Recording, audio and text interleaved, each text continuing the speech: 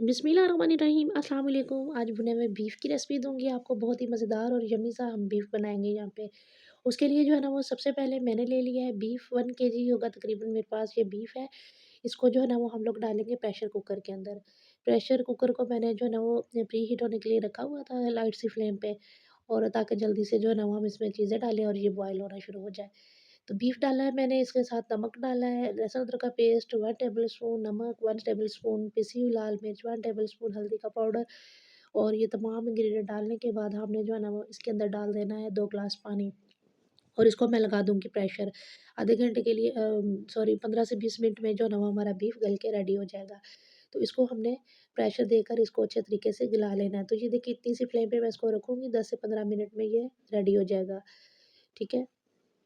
तो ये देखिए जनाब, यहाँ पे मैंने इसका प्रेशर खोला है, तो तकरीबन जो है ना ये बीफ हमारा गल चुका है। ये देखिए इसके अंदर थोड़ी-सी यखनी बाकी है, इसका जो पानी था। तो इसको ड्राई करने के साथ-साथ जो है ना वो हमने इसके अंदर जो है ना वो घी ऐड कर देना है, ताकि जो है वो जैसे ही पानी ड्राई हो तो साथ में हम इसको भून लेंगे फिर। और साथ में जो है ना वो इसके अंदर हमने डालना बारीक कटा हुआ टमाटर, क्योंकि टमाटर हमने पहले जो है ना वो स्टार्ट में नहीं ऐड किया था। तो इस स्टेज पे आपने टमाटर डालने से बहुत अच्छा फ्लेवर आएगा बीफ में। ठीक है? तो आपने इसकी भुनाई करनी है, जैसे-जैसे हम इसकी भुनाई करेंगे तो ये टमाटर भी इसके अंदर मैश हो जाएगा। साथ में जो है ना वो 2 टेबल स्पून मैंने इसके अंदर जो है ना वो दही ऐड कर दी है। दही आपने ज़्यादा खट्टा यूज़ नहीं करना, अदरवाइज़ आपका सालन का टेस्ट बिल्कुल जो है ना वो चेंज हो जाएगा।